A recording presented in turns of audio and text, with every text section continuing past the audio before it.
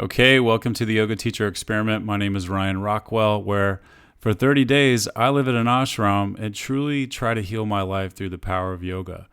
I give up certain addictions and embrace truly almost a daily meditation and asana practice just to see what happens. Now, I'm not trying to be anyone's teacher through this. I'm not trying to be anyone's guru. This is simply about embracing the power of yoga to see how it changes my life. With that said, enjoy the experiment. I think when I'm not aligned with my personal practice, I don't feel like authentic as a yoga teacher. I feel really inauthentic with my audience when I'm not keeping up with my personal practice. And that hurts, you know?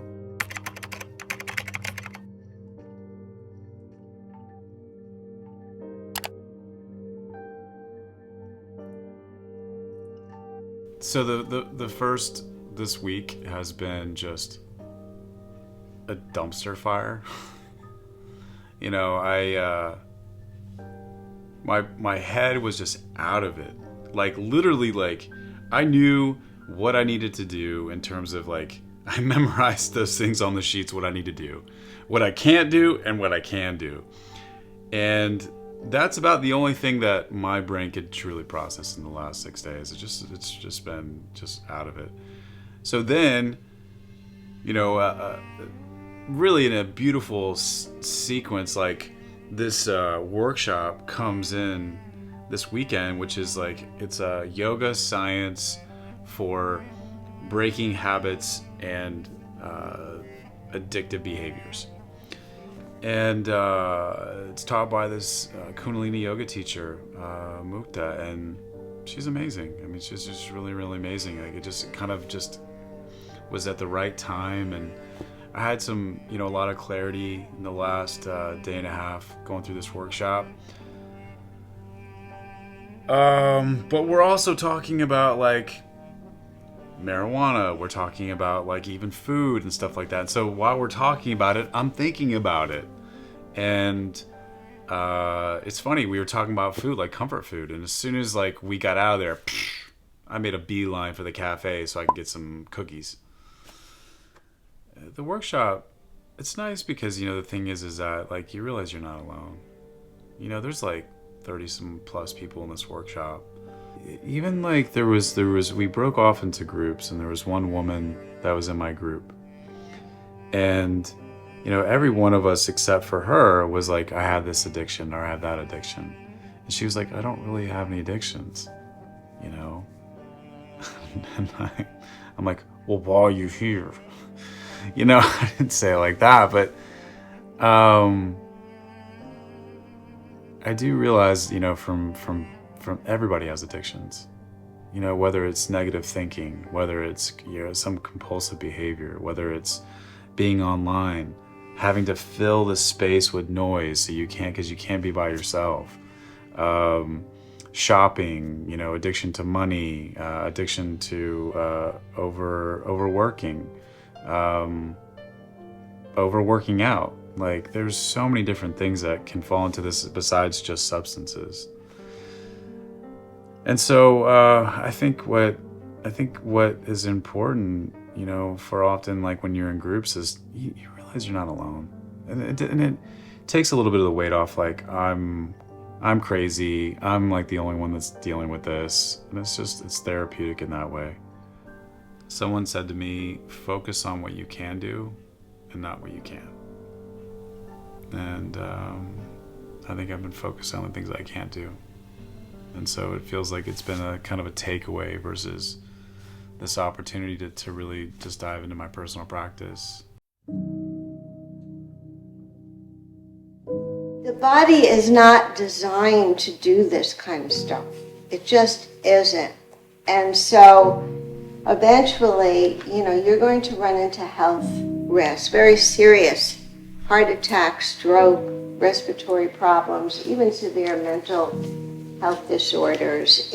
We're just not designed to do this. Well, first off, it was pretty special that we're doing this, you know, experiment. And then before I even got here, I'm looking through the Yogaville programs, and it's saying yoga science for habits and just basically addictive behaviors. And I was like, you gotta be kidding. This is amazing. So I knew that I was going to come and, it was a special, special 3 days. It was, again, divine timing. Let me ask you, how did you get into this work? When did you first start doing it? Yeah, well, it's an interesting question. The high only lasts about 5 to 15 minutes, so it's just this big jolt, and then that's it. It's over. And so, of course, once you start getting irritable, what do you want? You want more. So in some places the cost might be low, but of course the use is very frequent. Actually, Yogi Bhajan, who I studied with, when he came to America, many young people particularly were using a lot of drugs and a lot of psychedelics at the time. And the first thing that he said, though, was that drugs are a drag. He himself was fascinated to see how people would leave their drugs and start to use Kundalini Yoga as an alternative way to feel high and to feel good. He knew what was coming. He understood what was coming, and he was planting the seeds of the onslaught of the real use of drugs and the popularity of yoga. Because back then nobody was using yoga or talking about it. And so actually this was really the birth of Superhealth. And I was living on another part of the country in Arizona at the time, and I heard of this work. And being quite clueless about it, I thought, oh, okay, this is work worth doing. Maybe I'll do this. I'll work with drug abusers. And again, I had no formal training. I had no real experience. But I thought, okay, let's do this. To me, it's like having, any kind of addiction. It's kind of like having gum on your shoe. When you have a piece of gum on your shoe, it's so annoying, and you just want to just scrape it off and be free and walk. Yeah. Just do it. I really don't know how I kind of took this on. I don't think I, in the past, was some heavy drug dealer or had a lot of heavy karma. It doesn't ring true to me.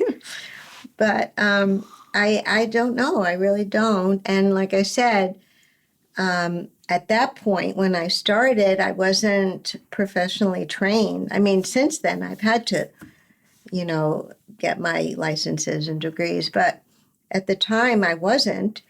And I think it was just something that, just a karmic thing, and maybe something that I just took on as a mantle of a sliver of the teachings, which are very vast, but it happens to be very big sliver and very important and relevant to the times now. And maybe that I would just keep it going and I wouldn't drop it. But it, because the thing is that from the moment that you started talking, you were talking about the thoughts that addicts have, that it becomes so automatic. Like there's so many different things that it can come up at all times. And like when someone quits, then it becomes something that they can't have and almost becomes, oh, I want it. And it becomes like in their thought process again and again and again. That's why I was so interested in your work, because it's like, what can we do to begin to change the thought pattern away from that? So what is your vision for all of this as you move forward? My vision is to affect public opinion about the use of substances, to give even medical people alternatives, first and foremost. In order for this to be accepted, in order for people to begin to look at alternative different healing therapies, we had talked about it earlier that often you have to have science to back it up. Mm-hmm.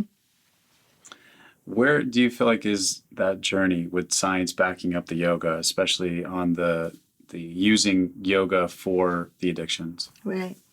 Yeah. ultimately, research is important.